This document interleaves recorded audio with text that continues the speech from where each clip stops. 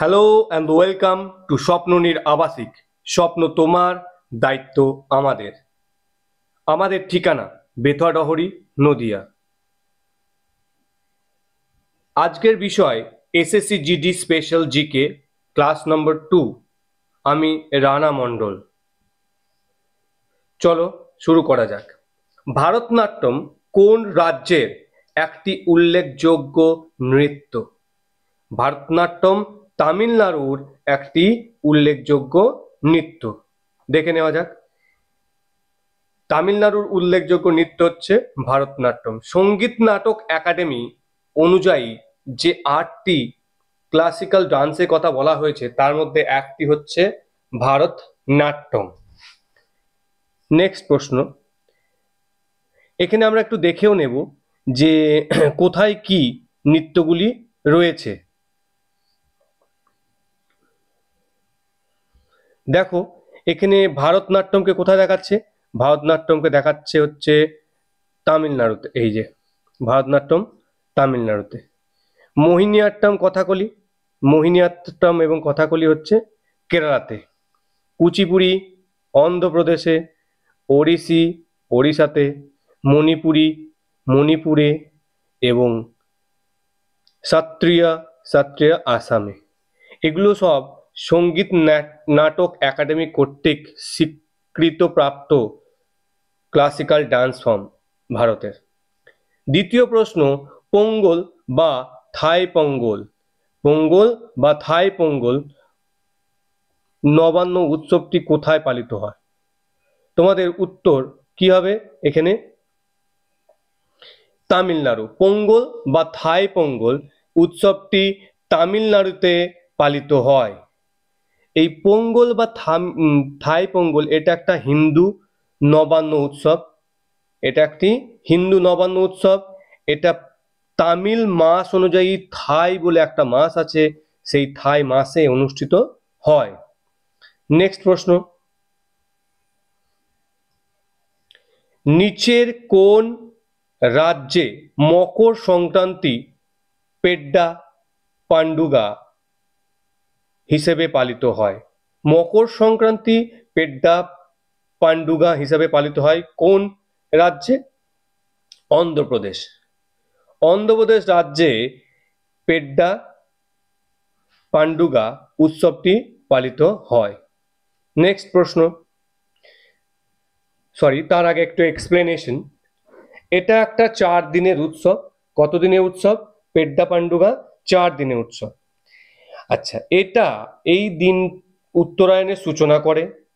আরিসেলু নামে একটা ঐতিহ্যবাহী মিষ্টি খাবার দেবতাকে নিবেদন করা হয় এই পেড্ডা পান্ডুগা উৎসবে। রুক্মিণী দেবী কোন শাস্ত্রীয় নৃত্যের সঙ্গে সম্পর্কিত? এটা খুব গুরুত্বপূর্ণ একটা প্রশ্ন, পরীক্ষায় মাঝে মাঝে দেখে থাকি আমরা।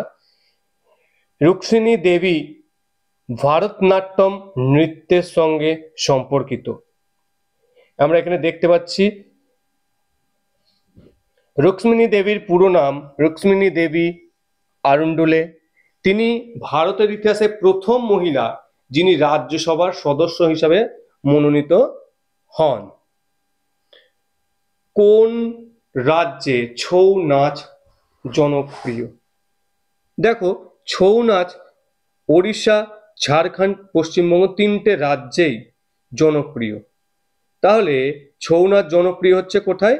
3টে রাজ্যে। এখানে আমরা ওড়িশাতেও দেখতে পাই ছৌ নাচ, ঝাড়খণ্ডেও দেখতে পাই, পশ্চিমবঙ্গেও দেখতে পাই। তাহলে উত্তর হচ্ছে উপরে সবগুলি। আর ছৌ কথার অর্থ কি? ছৌ কথার অর্থ হচ্ছে মুখোশ।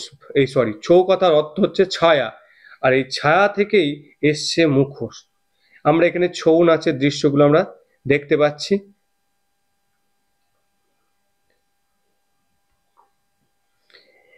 একটি গ্রামের নাম অনুসারে কোন শাস্ত্রীয় নৃত্যের নামকরণ করা হয়েছে? এই প্রশ্নটাও বারবার বিভিন্ন পরীক্ষায় দিয়ে থাকে। এটা হচ্ছে কুচিপুড়ি। উত্তর হচ্ছে কুচিপুড়ি। কুচিপুড়ি নৃত্যটা আমি কিছুক্ষণ আগেই বললাম। কুচিপুড়ি নৃত্যটা কোথায় দেখতে পাই আমরা? কুচিপুড়ি নৃত্যটা দেখতে পাই হচ্ছে অন্ধ্রপ্রদেশে। কোথায়? অন্ধ্রপ্রদেশে দেখা যায়।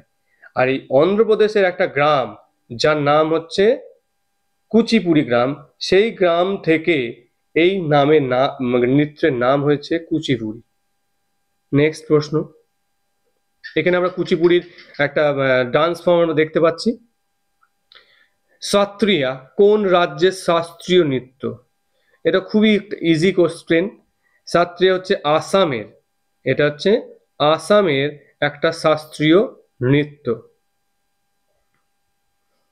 এই যে জাগোই নিচের কোন রাজ্যের নৃত্য শৈলী? অর্থাৎ জাগোই যে ফেস্টিভ্যাল বা নৃত্যটা আমরা দেখতে পাই কোথায়? মণিপুরে দেখতে পাই। জাগোই নৃত্য শৈলীটা আমরা মণিপুরে দেখতে পাচ্ছি। জাগোই হচ্ছে মণিপুরি যে নৃত্য, সেটাই জাগোই নামে পরিচিত। এখানে যে সংখ্যাগরিষ্ঠ জাতি তারা হচ্ছে মেইতি জনগণ, এই নৃত্যকে জাগোই বলে থাকে। আমরা জাগোই নৃত্যের ফর্মটা আমরা এখানে দেখতে পাচ্ছি।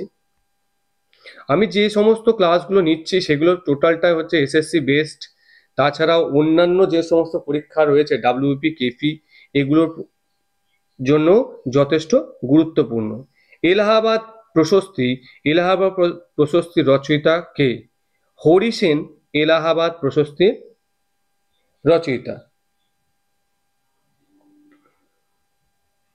হরি সেন ছিলেন সমুদ্রগুপ্তের সভাকবি, গুপ্ত সম্রাট সমুদ্রগুপ্তের সভাকবি।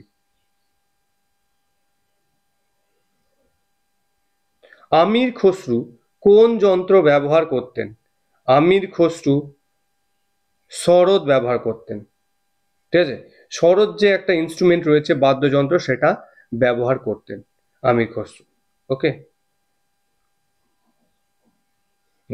আমির খসরু দুজন মানে দিল্লি সুলতানের সমসাময়িক ছিলেন। একজন হচ্ছে কে? বলবন, আর একজন হচ্ছে আলাউদ্দিন খিলজি। এছাড়াও একজন সুলতান ছিলেন, সেগুলো খুব একটা ইম্পর্টেন্ট না পরীক্ষার এক্সাম পয়েন্ট অফ ভিউ থেকে। এখানে দুটো বিষয় ইম্পর্টেন্ট, আমির খসরু বলবন এবং আলাউদ্দিন খিলজির সমসাময়িক ছিলেন। আর এইরকম ক্লাস পেতে সাবস্ক্রাইব করো আমাদের ইউটিউব চ্যানেল স্বপ্ননীড়। আমি রানা মণ্ডল। যদি ক্লাস ভালো লাগে অবশ্যই লাইক, শেয়ার এবং সাবস্ক্রাইব করবে। আর কমেন্ট সেকশনে গিয়ে কমেন্ট অবশ্যই করবে কেমন লাগছে আর কি ধরনের ক্লাস তোমরা পেতে চাইছো। Thank you.